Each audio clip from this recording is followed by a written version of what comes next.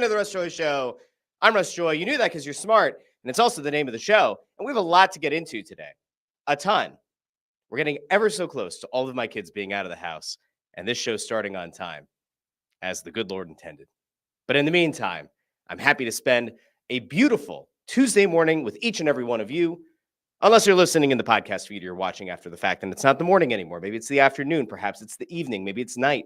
Maybe you have to listen to the show to help put you to sleep at night. That wouldn't exactly be ideal, but if it helps and it gets the listen, then I count it. YouTube counts it. The podcast feeds count it. Everything's hunky-dory. But welcome into the show. We have a lot to get into tonight, today, this morning, whatever time you're watching. Phillies pick up a big win. Topper backs Taijuan Walker. Jerry Jones is off his rocker. And Nick Wright slandered the Eagles. We're going to get into all of that here on today's show, and maybe even more. Maybe some news will break while the show's going on. And as I always encourage people in the comments, let me know what you're thinking about in Philly sports and beyond, and maybe we'll get to it at the end of the show. But first, before we get into it, let's go out to the comments, because there were many of them before we went live today. Andrew Fawcett with a good morning. Joe Papel with a good morning. Joe asks if I was brewing the La Colombe. I have not been able to have much of any coffee for 5 days now. Our family, like something was going through this house. Not feeling great. Coffee's the last thing I want right now. But I will probably have some anyway. So what you're getting is pure, unadulterated Russ Joy energy on a Tuesday morning. And you're probably going to get a lot more of that energy in a little bit, because I'm still kind of fired up about a couple of things. And a couple of things I saw last night and beyond have me even more fired up. So we'll get there. We'll get there in a little bit. Andrew doesn't like the thumbnail to this episode. Oh, don't worry. I'm going to keep them coming. They're going to be great. Very expressive, emotive, if you will. Nico with a what up. Joe asking if that was a Mad Dog opening. No, it's just what I do. Do the big welcome. Can't do the oh yes. The oh yes doesn't exactly work for this show. That's a Snow the Goalie thing. And Nico says this should be sponsored by Buc-ee's, and I agree. So if anybody has a connection to Buc-ee's, try to convince them that sponsoring a mostly Philly sports show in an area where there is no Buc-ee's is a good strategic decision for them. And by all means, I will have that conversation. All right, but let's get into some stuff. The Phillies last night. Where do I start? Do I start with Jose Altuve, who was set to have the day off, who comes in the ninth inning in a tie game, 2-2, whose manager decided that, you know what, that day off would have been swell, but let's put one of our best hitters in. Or maybe Jose Altuve went to his manager and said, hey, you know what, fella? Tie game. I'd like to have the bat in my hands. The hell with the day off. Yes, I understand that we have a couple more games left in this series. Yes, I get that there's no day off. Put me in, coach. I'm ready to play. Sounds a little bit unfamiliar if you're a Phillies fan. If you recall, about a week or so ago on this show, we talked about the fact that Rob Thomson had opted to continue to give JT Realmuto and to give Bryce Harper a day off. That was going to be followed by a team day off. Rob Thomson loves his days off for his players. He stands resolute in that belief. That maybe is the difference between a World Series winner in the Astros and not so much in the Phillies. We're not actually going to talk about that. Let's go with good vibes. Good vibes only. Good vibes only on the show today. Bryce Harper comes up in the 10th inning. 2 men on base. And Bryce Harper does exactly what you expect Bryce Harper to do. He wins you the game with a base hit to right field. Everybody feels great. Schwarber rounds the bases. Bingo, bango, bongo. He's in before the throw. The Phillies win the game. Now, it's massive. Talked about this on Monday's show over on Crossing Broadcast. But this series against the Astros is huge on a number of levels. One, the Astros are not a bad team, right? They lead their division. So it's a battle of division winners, or at least presumptive division winners. If you want to just go with division leaders, you can go that way if you want. But there's also kind of that, there's still some residual feelings. There are still members on this team that lost the World Series to Houston. There are still members on that Houston team that beat the Phillies in the World Series. So there's still a little bit of bravado that the Phillies are trying to discover and are trying to, find and to kind of force onto the opposition. So for the Phillies, it's a good win. It's a good feeling. But the other reason that it's big is because not only do you have what's going on in the Phillies' little sphere, but you also have what's going on with the Braves. And you know that after this Astros series, you're taking on the Braves in a 4-game set, also at home. Why is it also important? Because you kind of have to scoreboard watch a little bit. Your lead in the NL East isn't huge. It's 6 games. The Phillies pull off an extra innings win. That's great. The Braves picked up a win against the Twins, 10-6 in their series opener. Look, I think I said this on Monday, but for those of you who don't listen to that show, you cannot lose ground or any kind of significant ground in the NL East going into that series against the Braves. I have come on this show, and sometimes I actually get sick of listening to myself say a lot of the same things, but I say them because they're correct. And because no matter what, I tend to be proven right by history, right? I've said a bunch of times this year, when you have the opportunity to take a division rival out of the race for the division, you have to put your foot on their throat. And the Phillies in the last few series against the Braves have not done that. They haven't put themselves in a position to really exercise some past demons and to put the Braves away, to put enough space between the teams that you feel like, hey, a late August series is still important, but it's not vital. They didn't do that. They lacked a killer instinct. That series still looms. And by the time we do the show on Friday, the Phillies will be done this series with the Astros. The Braves will be done their series with the Twins. And the Phillies and the Braves will be getting ready for the second game in that series. So, there's a lot going on this week. But I do want to take it back to last night's game because there were a few important things that came out of that, and there have been a few important things that have happened over the weekend with the Phillies. So let's start with last night. We'll just go back to it. Bryce Harper stepping up in a big moment is huge. And one of the things that I think people maybe lost sight of in yesterday's game, last night's game, is that while the Phillies did a great job, the bats heated up. You got 11 runs in back-to-back games against the Royals over the weekend after Taijuan Walker put up an absolute stinker of a performance on Friday. The bats were relatively calm. You didn't put up a run until the 5th inning. It was kind of dink and dunk a little bit, right? You're a little bit nervous maybe. You fell behind 2-0 to the Astros. You're at home. You hope the guys don't start gripping the bats a little bit too tight. They worked their way through it. They worked their way into extra innings. And maybe one of the important developments to come out of it was high leverage situations with the bullpen. Estevez comes in the 9th inning, holds down the fort. Everybody's hunky-dory. He gets through it. Hader comes on the mound in the 9th for the Astros. Big moment. You know that there's a good chance he's going to go for a 2-out save. They said, I don't know if you guys watched, and let me know in the comments, if you watched the local telecast or if you watched FS1. I was watching on FS1. I like to get the national perspective from time to time. You kind of knew Estevez wasn't going to go 2 innings, right? So you thought, all right, who's going to get the 10th? Ended up being Strom. You got to see those guys in big leverage situations in a meaningful game against another division leader. That's big. Call it whatever you want to call it. Getting those kind of moments, even though it's the end of August and not the end of September, those high leverage moments are something that only important games can get you ready for leading into the postseason. So if there's one positive that you really want to take away from late in that game, other than Harper winning it, it has to be that Estevez and Strom were strong. All right, so that's one. Let's also not lose the fact that, lose sight of the fact that from the 5th inning on, the Phillies didn't allow a run. So bullpen, nice job. Good job, guys. I also take a little bit of positivity in the way that the Phillies approached their at-bats against Hader in the 10th. The 9th was a different story, but in the 10th, a much better, more competitive at-bat in the 10th. And then you get Harper going up on first pitch, swings, delivers the run. Funny, and I won't play it here because we'll get a DMCA takedown if we do, but John Kruk in the 8th inning, the camera zooms in on Harper, and Kruk says he's going to win the game. He's going to win them the game. 2 innings later, Harper's up to bat. Kruk says, what did I say before? McCarthy said, you said he's going to win the game. I was like, all right. And they kind of lay out. It's 20, 25 seconds of real time. Harper, first swing, wins you the game. So that's a big thing. That is a big win for the Phillies. Now, as you guys know, you ladies, you gender nonconforming people, as all of you know, the way that this show has worked is if Russ comes on the show on a Tuesday and says, hey guys, everything's great. We're all feeling great about the Phillies.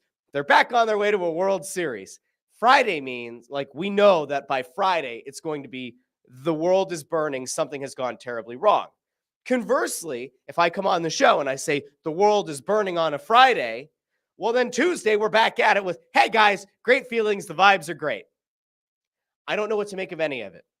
Truly, I don't. So what we have to do now is kind of like you look ahead. And this is why when you do a show like this, where you do it live and then, it lives in a podcast feed, I try to take more of like a longer look, right? Because I don't like doing a show that, like, if you do listen to it a day or two later, it's not relevant any longer, right? I like the idea of evergreen, right? I like the idea of being able to talk about things at a more macro perspective that, if you listen to this on a Wednesday or even a Thursday, it's still relevant. If you're listening on a Wednesday now, you have an idea of how Tuesday night's game went. If you're listening on a Thursday, you know how Tuesday and Wednesday went and what the likelihood of me being either very excited or very angry going into the Braves series is. I digress. Tonight's big. Why is tonight big? You have a matchup of two guys who have a lot of pressure on them to perform. You've got Verlander on the mound for the Astros, and you have Aaron Nola with an opportunity to go out and put out a strong performance. Now, this isn't a scenario where Aaron Nola needs to go out and clean up a mess from the night before. That's not what happened. This isn't a situation where Aaron Nola has to go out and say, wow, they didn't give any run support the night before. He gets to come in. They won the series opener. There's not a ton of pressure on him in this game. It's like a normal amount of pressure. And if we look back over the last 7 games that Nola has put together, a little bit mixed bag. He's 0-2 in the last 7. He's got a 3.63 ERA. If we go back, if we take a look at everything, if we take a deep breath, in theory, he should be fine. In theory, he's been on a decent enough run of late that despite the fact that I don't trust in Aaron Nola, despite the fact that I think he can be unbelievably on the up and unbelievably on the down, where he's this total roller coaster ride, you have no idea what's going on up here. We'll take a look at his last 3 starts. Maybe history will be an indicator of the future. On the 10th against Arizona, he lost, gave up 3 runs in 5 innings. Against Washington on the 16th, shutout, 6 2/3 innings of shutout baseball. And then against the Braves, 2 runs allowed in 5 1/3 inning. If he gives you that, if Nola can keep this to a 2-3 run performance, get you 6 or so innings, you take that if you're the Phillies. And then you just have to hope that the bats show up, that they do what they're supposed to do. Then you maybe are looking at, hey, we've won 2 games with the chance to sweep. And then when you're looking at, can we do it? Can we pull it off? You then look to the series finale on Wednesday. That's the problem. And that's actually where we're going to get a little bit negative on today's show, because the Phillies have opted to do something that is absolutely batshit crazy. And I'm going to pull this up because Rob Thomson met with the media. And I haven't been incredibly critical of Rob Thomson, but I have had my moments this season where I've said there's something about a guy believing in his players and not wanting to tinker and not wanting to upset the apple cart. And for a team that's all about vibes,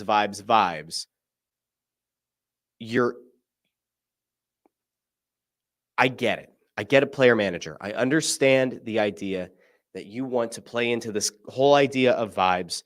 You don't want to upset your guys. You think that they're good enough on talent that if you maintain a healthy, positive locker room, a positive clubhouse, that these guys are eventually going to play to peak performance. And if this team does play to peak performance, they're going to make it to and maybe even win a World Series. That seems to be the calculus that goes through Rob Thomson's head. However, sometimes you have to adjust. Sometimes you need to look at a bad situation and say, this is bad and we need to adapt and we need to change it.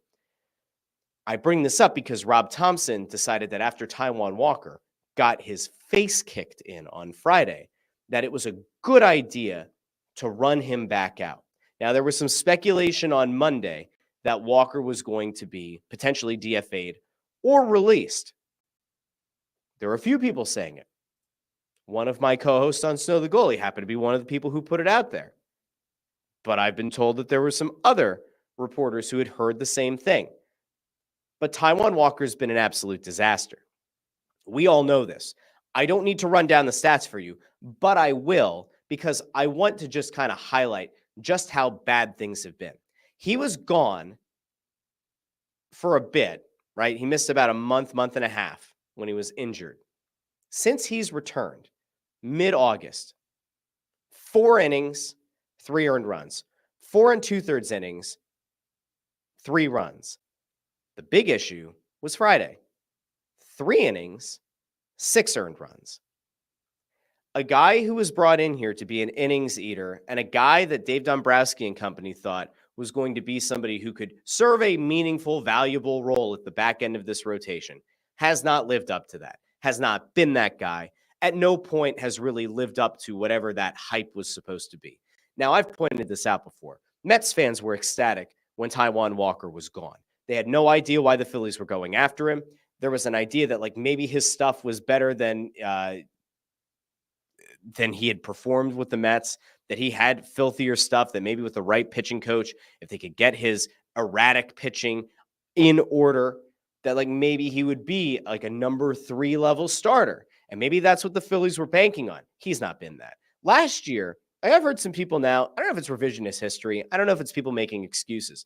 There are some people who are like, hey, last year he was just fine. Like he was okay. He was good. He was good for the Phillies. He went 15-6. He had like an ERA just over 4.3. That's fine for a 5th starter. And in most cases, I agree. Now, whether you count win-loss as a meaningful stat or not is totally up to you. Some people think that win-loss is massive for a pitcher. Some will point out that run support plays a massive role in that, and maybe it's not indicative of that individual success. Whichever way you want to go, I think we can all agree Taijuan Walker is not a very good pitcher. Now, I would say he sucks. Some people don't like when people like me, media people, people with a show, say this professional athlete sucks. Relative to other players in Major League Baseball, Taijuan Walker sucks. He's not a good pitcher. He's not a good enough 5th starter. He's not a guy that this team should have ever banked on going back to.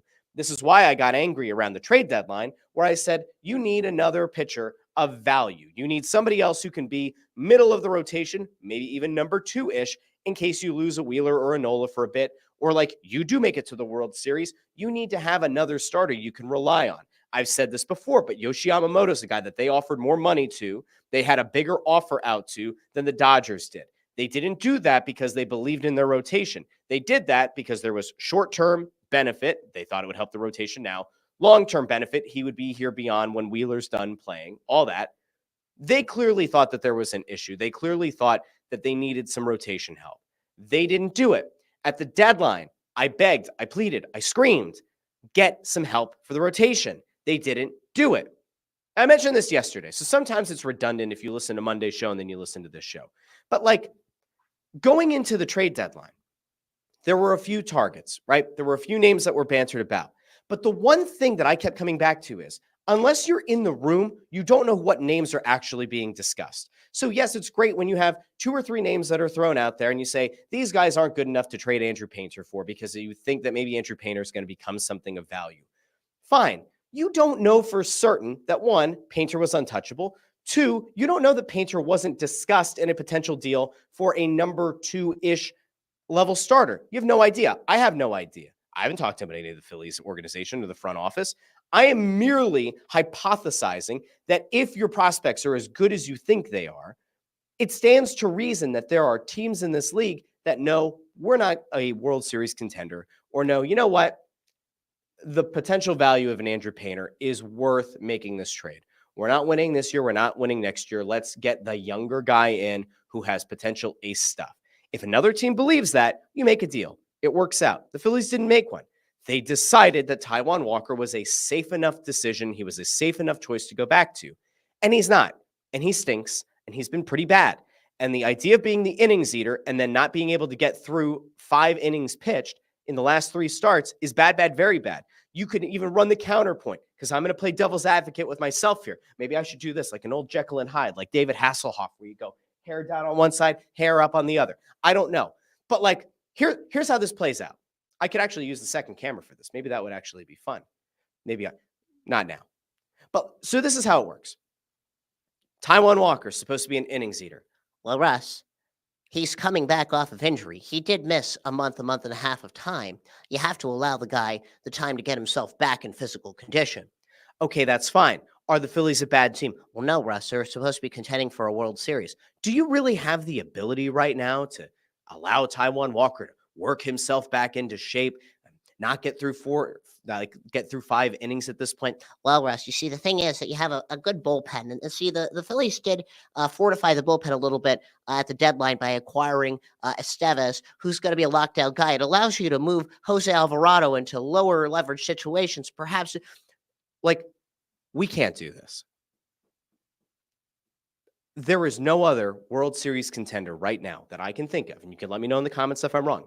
There is no other World Series contender right now who has a 5th starter that is as big of an issue as Taijuan Walker. And remember, it's not like this guy's been lights out. It's not like you had a woefully underperforming Aaron Nola who you've had to like drop down to the back of the rotation because he's been so bad, where you can come back and say, yeah, but he was an opening day starter. Yeah, but he has Cy Young stuff. Yeah, but he's been mentioned in Cy Young conversations multiple years. There's not that. There's no high upside to Taijuan Walker. The problem is they have nobody in the minors who can come up and do anything of value. They don't have a kid that they could even try to throw into the fire right now. They don't have anybody who's even like remotely major league ready. Now they could throw out Allard. They could if they want. They can continue to do that. They can continue to try to rotate a couple of different guys in. And maybe those are the better way to go. That's why I got a little bit hopeful yesterday, and we talked about it on Crossing Broadcast. It had been brought up that Taijuan Walker might be released, that Taijuan Walker might be DFA'd. And then Rob Thomson went with the media. And when he met with the media, he said something that batshit crazy. It's a 2-minute clip. We're going to play it here. I want you to hear Rob Thomson. We're going to react to it. And then I'm going to hopefully not scream and hurt everyone's ears, because I legitimately felt livid when I heard his quotes, because I think they are so wildly off base. And then I'm going to have a question about whether or not it's actually his decision. So let's go to Rob Thomson, who tried to justify exactly why Taijuan Walker isn't getting released and why he is going to start on Wednesday in the series finale against the Astros. What made the decision to give Walker another start? Because somebody said it was up in the air. Well, just about flipping them. I just want to make sure that we're okay to flip them. I'm like I said the other day. Well, you weren't there. I think you're on vacation.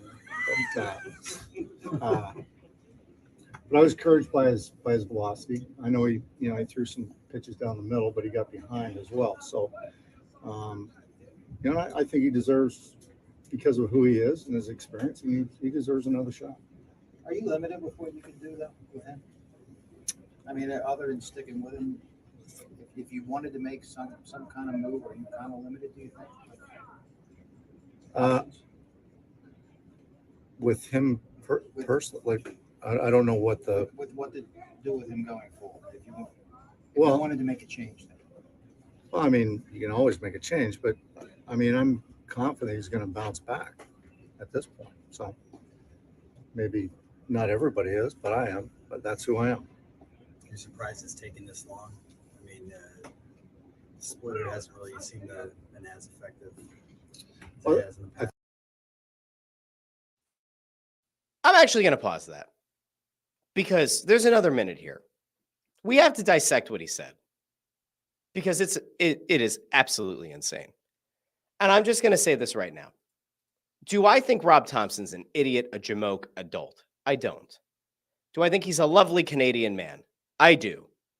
Do I think that Canadians are sometimes too nice? I do. Is this a byproduct of a soft Canadian society? It might be. I'm not exactly sure. Rob Thomson going out of his way to spew this bullshit makes me question him. But at the same time, I am very much in the mindset of, is this Rob Thomson's decision, or has this been handed down to him by Dave Dombrowski in the front office, who made the investment in Taijuan Walker. Let's go back to this really quick because I would like, in theory here, to break this back down. Let's go back to his initial comment. What made the decision to give Walker another start? Because of something you said was up in the air. Well, just about flipping them. I just want to make sure that, we're okay to flip them. So he wants to flip the starters. He didn't want Taijuan Walker to pitch against the Braves. Why could that be? Why would Rob Thomson not want Taijuan Walker to start against the Braves? Perhaps it's because the Braves games matter more because they're divisional games and because you're clinging to a 6-game lead and it's important that you put your best starters out. Perhaps that's why. Does that sound like a manager who truly believes in the guy? Like I said the other day, well, you weren't there. I think you're on vacation. But, That's like a torts thing to say. But I was encouraged by his velocity. I know he threw some pitches down the middle, but he got behind as well. So His velocity. What velocity? Did this man all of a sudden become Billy Wagner? Does he have 100 in the gun? I don't think so. I think he deserves, because of who he is and his experience, he deserves another shot. I'm sorry. Hold on a second. Rob Thomson, did you just say he deserved another start because of who he is and what he's done? Who he is?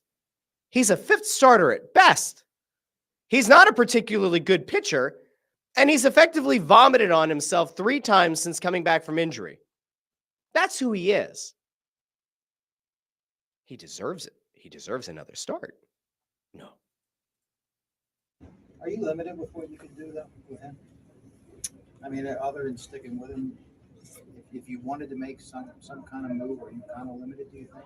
Let's count the gap. 1, 2, 3, With him 4, personally, 5. I don't know stalling, what the, 6, What the 7, going for? If you 8, well, wanted to make a 9, change. 10. I mean, you can always 11. make a change, but So bunch of verbal fillers there. It took 11 seconds from the first question, or from that question being asked about if he feels like he's stuck with him, if he has another option, to being able to kind of blurt something out that's at least somewhat cogent. Here's the problem. This is why I actually do wonder if it's a front office decision and it's just being dictated to Rob Thomson. Like, no, there isn't another option. The other option is to DFA him or to try to make him a long reliever out of the bullpen, which they're not going to do because that's just embarrassing. And the guy's probably going to become toxic if that happens. Like, he believes in himself as a pitcher. Give him a chance to go pick up or get picked up somewhere else. That's slightly alarming. I didn't love that answer. Let's go back. I mean, I'm confident he's going to bounce back at this point. So maybe. Based on what, Rob? You're confident he's going to bounce back based on what exactly? Like, what does bouncing back look like for Taijuan Walker? He gave up 6 runs on Friday. Are we hoping that he's going to bounce back to being like a 3 2/3 inning, 4-inning pitcher who gives up 3 earned runs like he was in the prior 2 starts? Is that what bouncing back is now? And again, is that what bouncing back looks like for a World Series contender? I must have missed the memo. All right, let's go back to Rob. Not everybody is, but I am. But that's who I am. You're surprised Confident it's taken this Canadian. long? I mean, the splitter hasn't really seemed to have been as effective. as Well, it has in the I think past. the action on the splitter's been good. It's just it's starting out of the hand. It's ball, and so they're taking it. So he's got to be able to go strike the ball with it. So Sure. he's working through Good, that. yeah, encouraging the And the splitter. fastball command the other day wasn't very good. So All right, so he's encouraged by the splitter, but the fastball wasn't good the other day, and the splitter's a ball coming out of his hand. he's got to work through these things. Did the transactions the way you guys did, Lazard can stay here? He can stay. And Yeah. Wilson comes back? Yep. So he went on for Wilson, I got you. and All right, I think that's probably enough here. So does Ranger have any lingering? Yeah, we'll come back to maybe Ranger later. So Rob Thompson's telling you one thing, and then the rest of his quote is telling you the exact opposite. And this is cognitive dissonance. This is why people get so frustrated when a decision is made that makes no sense. Taijuan Walker stinks. We all see that Taijuan Walker stinks. We saw that last year he kind of stunk. We saw that early this year before he got hurt, he stunk. We all knew it. Everybody knew it. But at the same time, everybody was kind of locked into the idea that he's going to get the opportunity to play, not because he's earned it, like Rob Thomson said, not because of who he is, like Rob Thomson said. The reason that he's getting the opportunity to pitch, the reason that he's getting the opportunity to start, despite not really earning it, is that they gave him a big contract. That's it. There's no shock here. There's no high-level thinking going on that has led the Phillies to some kind of like epiphany that no one else can understand. Taijuan Walker's getting the opportunity to start because the Phillies gave him a fat contract, and they're still trying to justify it a year and a half later. It's not okay. A World Series contending team doesn't make this kind of move. I don't get it. We'll see how he does in the series finale.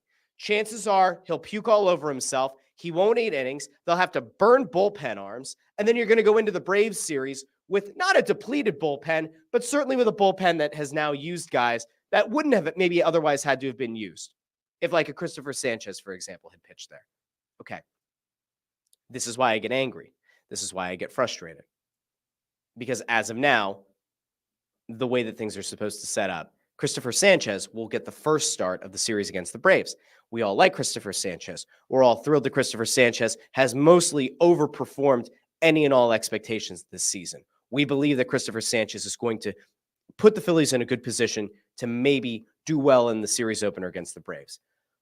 But again, it is so clear how big of a gap, how big of a disparity there is between the number 4 starter on this team and the number 5 starter. This is almost at the level where it's like if you had just gone like a 6-man rotation and you're just very indecisive or something. Like, I don't even know how to describe how big of a gap there is. The fact that they looked to flip Walker and Sanchez, to flip 4 and 5, because they know how important the Braves series is and they don't trust Walker. That's all you need to know about how they feel about him. And yet they're still trying to justify his spot on the team. Horrible, horrific, organizational malpractice. That's the Phillies.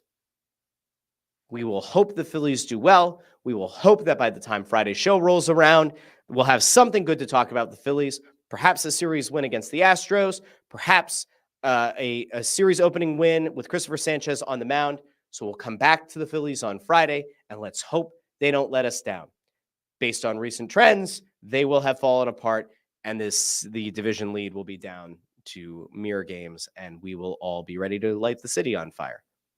Now, I want to get to somebody who didn't light the city on fire, but lit social media on fire. Now, this is not a Philly-specific topic, but it's something I wanted to touch on really quick because it is one of the funniest comments I have seen in a long time by an owner of a team. And then we are going to come back. We're going to get it back to the Eagles and back to the NFL. But first, I want to go to a quote that came from Jerry Jones. And I'm guessing that by now you've all seen or heard it. But if you have not, we're going to pull it up because it is absolutely wild. Jerry Jones was asked about giving up the power to be the GM, about being the guy who gives out the contracts, about being the guy who goes out and finds the talent, yada, yada, yada. Okay. So Jerry Jones is quoted by a new outlet, All Dallas. All City has expanded. PHLY's parent company has expanded to Dallas. What a hell of a quote to have, by the way. You get a job in a new market with a new outlet, there's nothing quite like going and getting this kind of comment on day one. That'll certainly get subscribers, without a doubt. Jerry Jones, when asked about giving up the GM responsibilities, if you got kids in the car, you might want to come back in a minute or two until I'm done, reading this, or I'll take it off the screen if you're watching live. I've done it all. That's not how Jerry Jones sounds, but we're going to do it. I've done it all, so I have an inordinate amount of confidence that, if anybody can figure out how to get this shit done, I can. I can figure out how to get it done, Jones said. I've been there every which way from Sunday, and I have busted my ass a bunch. And there's nobody living that's out cutting and shooting that can't give you a bunch of times they busted their ass. So hell no, there's nobody that could fucking come in here and do all the contracts and be a GM any better than I can. Plus, I'm where the buck stops. When it hooks up, I got to cover it. And so there, you can't give anybody enough. Can't give. There's nobody can do it. There's a lot to break down there. There's a lot to dissect there. If there's ever a time to be grateful you're not a Cowboys fan, that quote is probably it. Now, after that came out, and after that kind of lit NFL Twitter ablaze, the Cowboys handed out the second largest contract to a non-quarterback in NFL history to CeeDee Lamb, who's an excellent receiver, truly an excellent receiver. And like we talked about this early in the offseason on this show, on Crossing Broadcast, on others, but like the job of getting A.J. Brown and Devontae Smith signed before CeeDee Lamb, massive, massive. CeeDee Lamb obviously was going to use A.J. Brown and Devontae Smith's contracts as leverage and Justin Jefferson's as leverage. There were all kinds of questions about maybe like locker room camaraderie at that point, about would CeeDee Lamb hold out, about would he be a malcontent. Micah Parsons was also out there, right? There were things around Dak Prescott, lots of things. They got CeeDee signed. But that Jerry Jones comment is so woefully out of touch that, like, if there's anything to give you hope that, I don't know, Bill Belichick, who might still be out there on the periphery, won't consider them. Remember, we broke this down a little while ago that Belichick might be monitoring the Eagles' job. He might be monitoring the Cowboys' job. I think if you hear that and you're Jerry and you're Bill Belichick and you want to have some kind of say over players and over personnel, I don't know how you hear that and say, no, I think I still want to go. I still want to go there. I still want to go work for that guy. I don't see it. I could be totally nuts, and maybe I am. That seems crazy to me. Now, last thing I want to get to today has to do with the Eagles. Now, it doesn't have to do with the guys on the field. I have expressed my disappointment in the fact that the Eagles didn't send their starters out in the preseason. I think it is an arrogant move when you have a team like the Chiefs who send Patrick Mahomes and Travis Kelce out for the preseason, but the Eagles can't be bothered to have their starting units go out. I think it's a bad call. I think that those live reps, even though they're the preseason, are still meaningful. And I think that it is more an arrogant move than one that's just being made to be precautionary and to make sure you don't lose any of your best players to injury. But we have to go to a quote, and I'm gonna kind of skip through this here because I don't want to, waste almost 4 minutes of the show on this. However, Nick Wright went on First Things First, and I get how aggregation works, and I get how hot takes work. A lot of people accuse me of being a hot take guy. I'm not a hot take because it's not a hot take if it's the right take.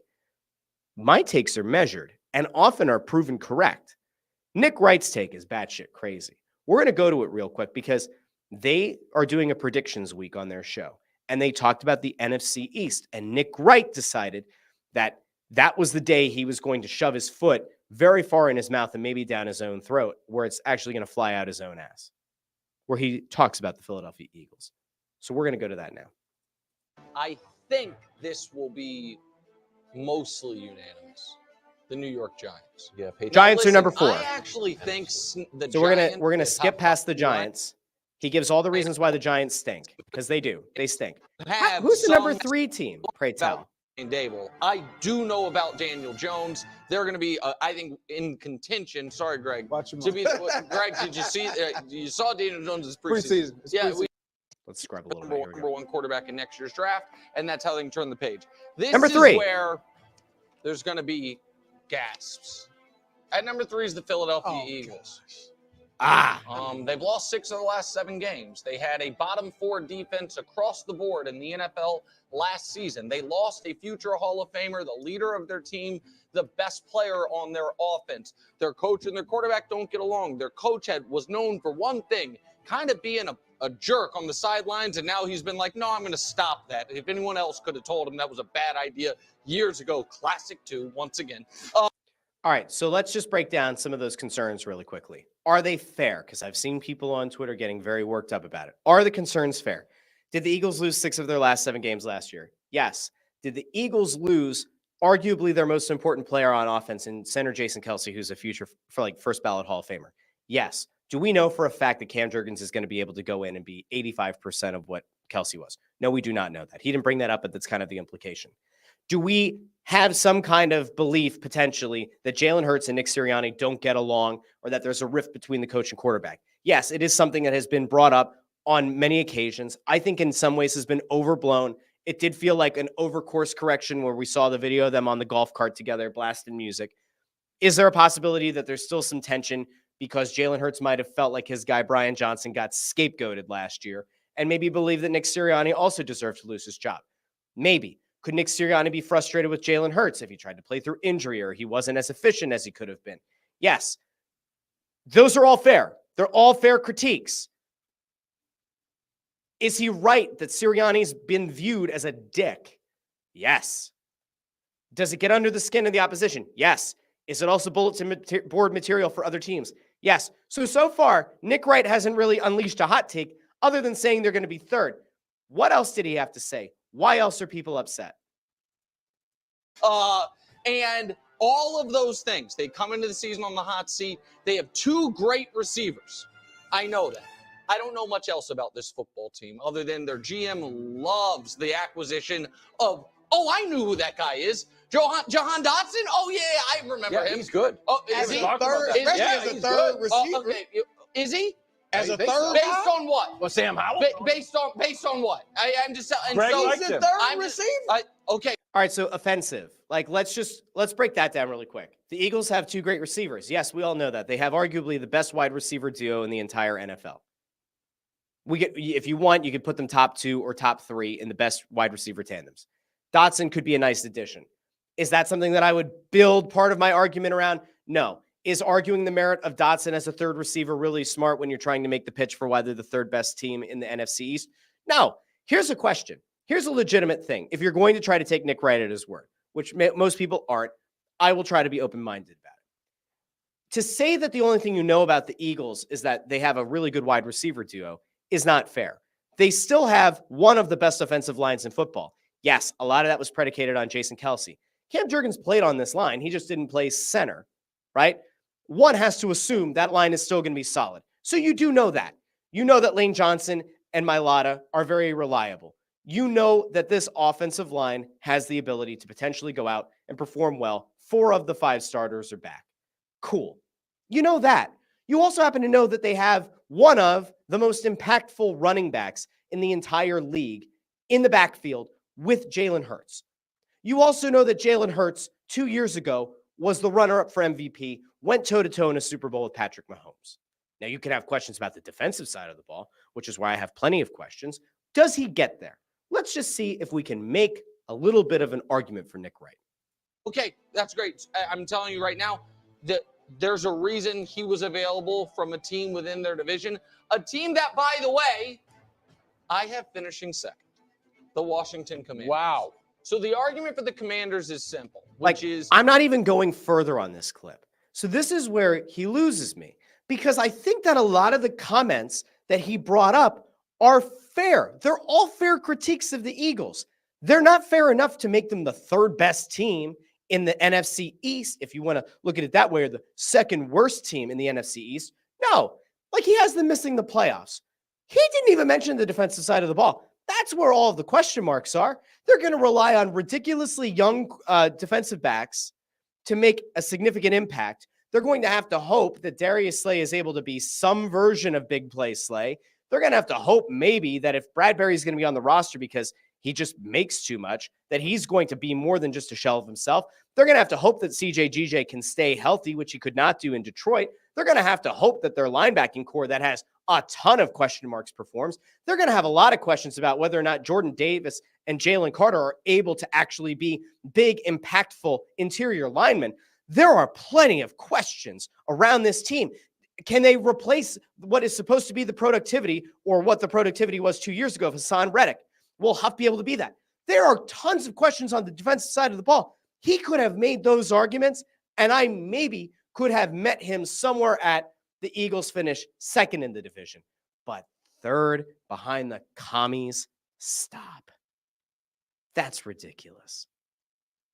That's absolutely patently absurd. That's where he loses me. But it got aggregation. It got attention. It got exactly what it was meant to get.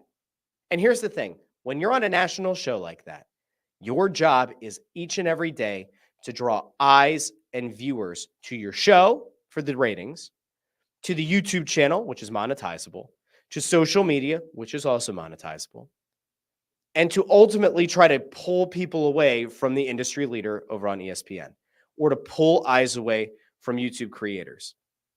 That's his job. He succeeded. Now, there's a difference between what Nick Wright does and like what a Colin Cowherd does. I think Colin Cowherd is the best radio host. If you, it's kind of tricky. He is a radio guy. I think that Colin Cowherd is the most talented radio guy in the country. I do. A lot of people don't like Colin Cowherd. I think he's fantastic. Is he the most insightful about each and every team and the nuances of everything? No. Does he get people talking? Yes. Do I think he's an idiot? No. I think he's actually a very smart guy. I think he makes compelling points. And I think ultimately it's why he's had the longevity that he's had.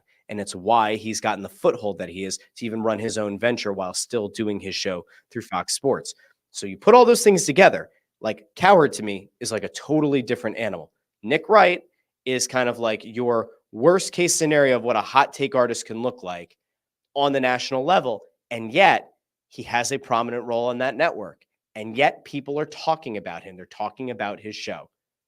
Ultimately, I think he's absolutely wildly off base. And maybe not because of having the Eagles third, but the rationale for why the Eagles are third. And that's, we're going to end the show on like a nice, positive, calm note today. I didn't yell at all today. This is good. We'll see how Friday goes. Friday might be very angry. I have no idea. I'm going to go to the comments here quick before we head out. Chris Freed says, you're a world traveler. Have you been to Brazil? If yes, any suggestions for those flying there for the game next week? I've never been to Brazil.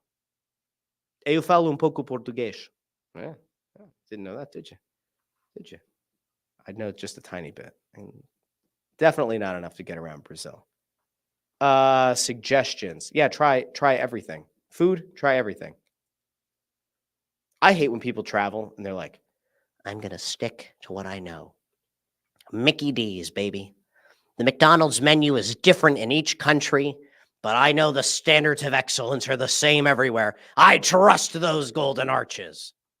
Go experience. Go experience the culture. Have fun. Enjoy yourself. Apparently don't wear green. Wasn't that the thing? It's like gang-related issues or something. You can't wear green. I guess that's the one suggestion. I don't know. Reed also says Nick Wright's hair plugs have infected his brain. Does he have a brain worm? We have to call RFK Jr. and see if we can get confirmation that Nick Wright might have a brain worm.